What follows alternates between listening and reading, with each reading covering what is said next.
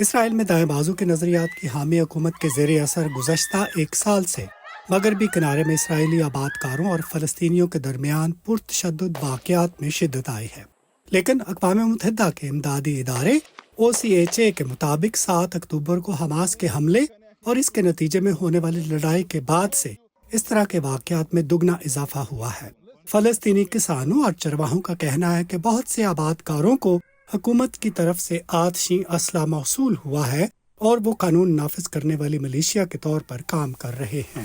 كان سيء وصار أسوأ۔ صورتحال خوفناک ہے، یہ پہلے بھی بری تھی، اب بدتر ہو گئی ہے۔ پوری لڑائی میں ہم اپنے کھیتوں تک نہیں جا سکے۔ زیتون کا پھل ابھی تک درختوں پر ہے۔ اگر ہم درختوں کی طرف جانے کی کوشش کرتے ہیں تو آباد کار ہم پر گولی چلاتے ہیں۔ ساری فصل برباد ہو چکی۔ یہ ایریا سی ہے جو مغربی کنارے کے 60% پر مشتمل علاقہ ہے اور جس پر اسرائیل کا مکمل کنٹرول ہے۔ یہیں تمام یہودی بستیاں تعمیر ہیں۔ بین الاقوامی قانون کے مطابق یہ بستیاں غیر قانونی ہیں۔ اسرائیلی حکومت میں سخت گیر عناصر طویل عرصے سے اس علاقے کو ضم کرنے اور فلسطینیوں پر فلسطینیوں کے زیر کنٹرول علاقوں میں جانے کے لیے دباؤ ڈالنے کی کوشش کر رہے ہیں۔ اسرائیلی انسانی حقوق کی تنظیم بیت تسلیم کے مطابق 7 اکتوبر سے فلسطینیوں نے ایریا سی میں کم از کم 16 علاقوں کو خالی کر دیا ہے۔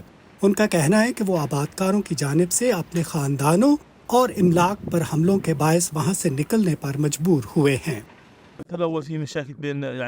ہمیں آباد کاروں سے مسائل ہوتے تھے، لیکن غزہ کی جنگ کے بعد وہ ہم سب کو قتل بھی کرنا چاہتے تھے۔ یہودی آباد کاروں کے نمائندوں کا دعویٰ ہے کہ 2023 میں فلسطینیوں کی جانب سے اسرائیلیوں کے خلاف حملے 20 سالوں میں سب سے زیادہ تھے۔ فلسطینیوں کے خلاف آباد کاروں کے حملوں میں کمی آئی ہے۔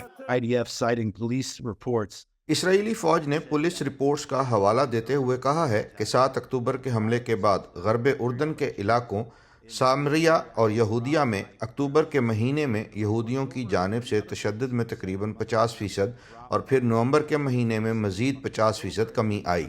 لہٰذا جو بھی یہ سمجھتا ہے کہ 7 اکتوبر کے رد عمل میں یہودیوں نے پولیس کا کام اپنے ہاتھ میں لے لیا ہے یا حملے کر رہے ہیں تو اعداد و شمار اس کو ثابت نہیں کرتے۔ جنوبی ہیبرون کے پہاڑی علاقوں میں آباد کاروں کی جانب سے ہراساں کیے جانے والے فلسطینیوں کو مدد اور تحفظ فراہم کرنے والے اسرائیلی اور بین الاقوامی رضاکار اس دعوے کی تردید کرتے ہیں۔ آئیے 7 اکتوبر سے شروع کرتے ہیں، جسے ہم سب کسی حد تک افسوس سے یاد کرتے ہیں۔ ایریا سی پر واقعی پرتشدد حملوں کا سلسلہ ایک انتقامی حملے کے طور پر، لیکن اس کا مطلب یہ بتانا بھی ہے کہ ہمیں اپنا موقع مل گیا ہے۔ اب ہم ان سے چھٹکارا حاصل کر سکتے ہیں۔ ایریا سی کے تقریباً ہر گاؤں میں کم از کم ایک، اگر زیادہ نہیں تو پرتشدد حملے ہوئے ہیں۔ ان میں سے بہت سے 7 اکتوبر کے دن ہوئے ہیں۔